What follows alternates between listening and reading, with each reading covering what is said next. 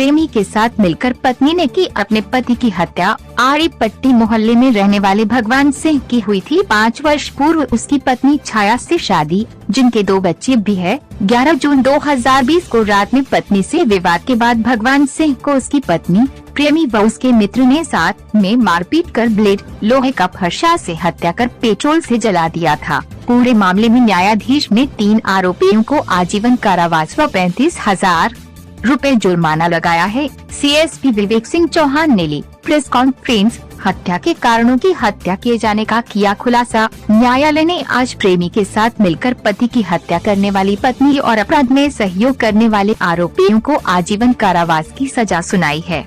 मामले में ये आया कि भगवान सिंह की पत्नी छायाबाई ने अपने पिता के साथ थाना औद्योगिक क्षेत्र देवास में बताया था कि उसकी शादी भगवान सिंह से 5 वर्ष पूर्व हुई थी और वे अपने पति के साथ 3 माह पूर्व आड़ी पट्टी मल्हार कॉलोनी देवास रहने आ गई थी। उसके 2 बच्चे हैं। उसके पति करीब 1 वर्ष से प्रेस्टीज कंपनी देवास में कार्यरत है। 11 जुलाई 2020 को उसके पति भगवान सिंह कंपनी नहीं गए। रात करीब 11 बजे उसका व उसके पति की मध्य काम की बात को लेकर विवाद हो गया था। फिर दोनों सो गए थे। फिर सुबह उठकर देखा उसके पति नहीं मिले, जिसकी सूचना आसपास व रिश्तेदारी में की, कहीं कोई पता नहीं चला। उसके पति भगवान सिंह बिना बताए कहीं चले गए हैं। सूचनाकर्ता ने अपने पति का हुलिया बताकर औद्योगिक थाने में गुमशुदगी दर्ज करवाई। कई महीनों तक कुछ पता न चलने पुलिस ने पत्नी से ही कड़ाई से पूछताछ की तो पूरा मामला सामने आया।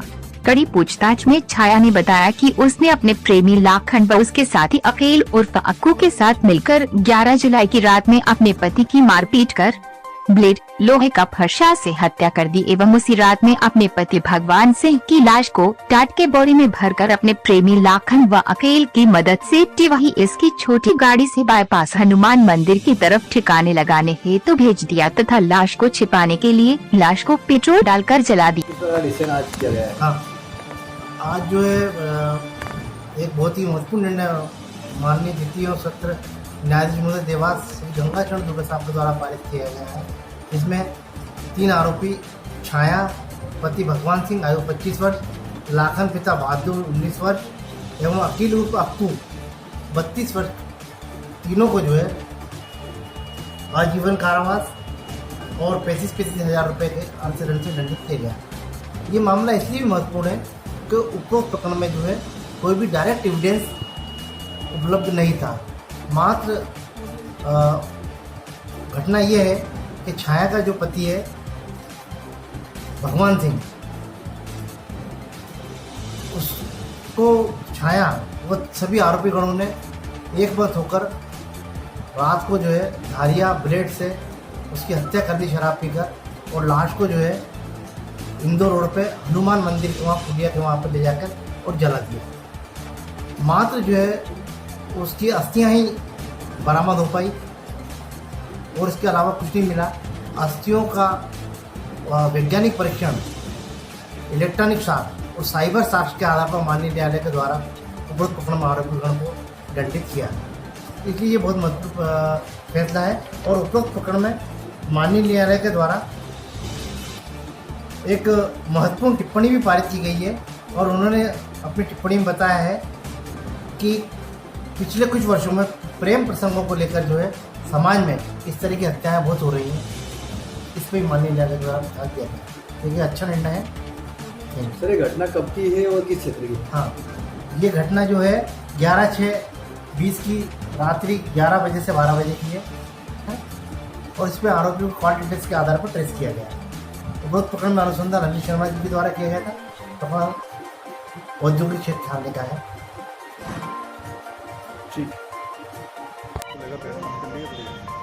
तो आज एक चिन्हित अपराध था थाना आईए का वर्ष 2020 का। इस मामले में माननीय न्यायालय के द्वारा जो है 3 आरोपियों को विरुद्ध आजीवन कारावास की सजा सुनाई गई है।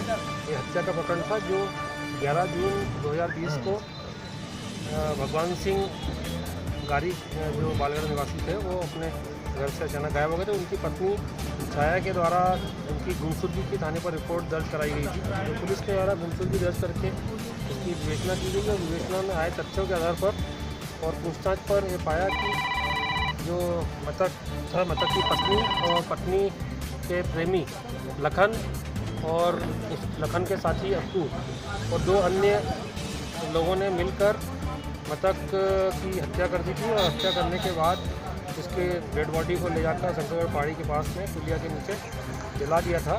जो पुलिस ने हत्या का प्रकरण दर्ज कर उसको चिन्हित अपराध की श्रेणी में रखा और उसकी मॉनिटरिंग कर दी और अच्छे से साक्ष्य संकलन किया गया। मौके से आरोपियों की निशानदेही पर मृतक की जो कंकाल था उसको बरामद कर उसकी डीएनए जांच कराई गई और अन्य साइबर से तथा अन्य सारे दृष्टिकोण से इसमें साक्ष्य संकलन किया गया। जो चिन्हित अपराध का लगातार मॉनिटर वरिष्ठ स्तर पे और वरिष्ठ अधिकारियों के स्तर पे किया जाता रहा। पुलिस अधीक्षक महोदय के द्वारा भी इसमें लगातार मॉनिटर किया गया था और इस मामले में आज माननीय न्यायालय के द्वारा तीनों आरोपियों के विरुद्ध जो आजीवन कारावास की सजा सुनाई गई है, जो एक बड़ा अच्छी कार्रवाई हुई है। सर ये 5 थे आरोपी, इसमें 2 अन्य जो है वो नाबालिग थे, तो उनका जो है बाल न्यायालय में प्रकरण तक से चल रहा है। सर क्या इसमें और क्या क्या चीज़ें जब्त हुई है हत्या करने के लिए? कुछ जो चीज़ें यूज़ की गई थी वो भी जब्त हुई? हाँ, इसमें घटना का संबंधित आला जराब या जो सामान था वो जब्त किया गया था और उस मृतक की जो कंकाल और हड्डियाँ थी वो जो आरोपियों की निशानदेही पे ही बरामद की गई थी। और इसमें संपूर्ण विवेचना में जो साक्ष्य आई थी, इसमें साइबर साक्ष्य को भी कनेक्ट किया गया था। उसके आधार पर न्यायालय में पुलिस ने चालान प्रस्तुत किया था और इसका आज निश्चित रूप से साक्ष्यों के आधार पर सजा प्राप्त हुई। अंधे कत्ल का खुलासा जिन पुलिस कर्मियों ने करा है उनको क्या कुछ रिवार्ड? हाँ, इसमें पुलिस अधीक्षक महोदय द्वारा पूर्व में ही रिवार्ड इनको दिया गया था और चूँकि ये चिन्हित अपराध था और चिन्हित अपराध की श्रेणी में रखकर इसको मॉनिटर करने के लिए संबंधित थाना प्रभारी और अन्य जो लोग इसमें नोडल अधिकारी बनाए जाते हैं, तो एसपी साहब द्वारा उनको भी सभी को नाम दिया गया। ठीक, थैंक यू। उसको इन्होंने जलाकर घर में हत्या की थी और घर में जलाकर शंकरगढ़ के पास में जो पुलिया है वहाँ पर इन्होंने हत्या करने का वहाँ ले जाकर जलाने की कोशिश की। तो बारिश का समय था उस समय रहा होगा तो उसकी हड्डियाँ वगैरह वहाँ रह गई थी।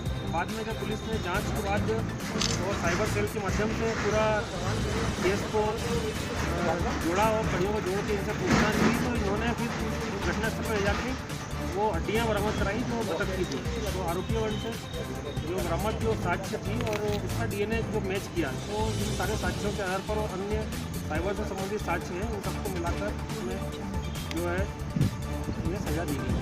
अब इसमें एसपी सर खुद देखते हैं। सर बहुत पहले एक चिन्हित अपराध और हुआ था राजानंद तालाब पे, लूट की घटना हुई नगर निगम के कार्यालय में। इसके सारे आरोपी बरी हुए,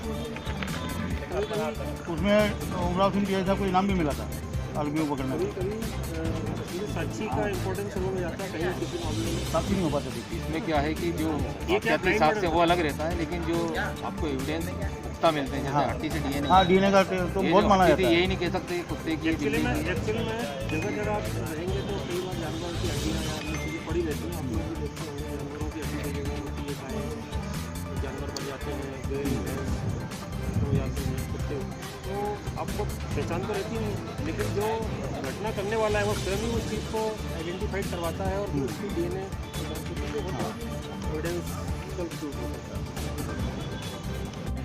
हमारा थाना आईए के एक चिन्हित अपराध में माननीय न्यायालय के द्वारा आरोपीगण 3 आरोपियों को आजीवन कारावास की सजा सुनाई गई है। यह घटना हमारे जून 2020 की है, जिसमें भगवान सिंह गारी जो है उनकी पत्नी ने जो छायाबाई है उन्होंने आकर सर्वप्रथम यह थाने पर रिपोर्ट की कि उनके पति गुम हो गए हैं और उनका पता नहीं चल रहा, जिसमें से पुलिस ने प्रथम दृष्टया गुमशुदगी कायम करके उनकी गुमशुदगी की जांच की और जांच के दौरान पुलिस ने आए तथ्यों पे से ये पाया कि इनकी जो है उनकी पत्नी ने अपने प्रेमी लखन के साथी अक्कू और अन्य साथियों के साथ मिलकर घटना कर दी थी। तो पुलिस ने धारा 302, 201 आईपीसी में अपराध पंजीबद्ध किया और पंजीबद्ध करके इसकी जो विवेचना की गई और इसको हम लोगों ने चिन्हित अपराध में रखा था।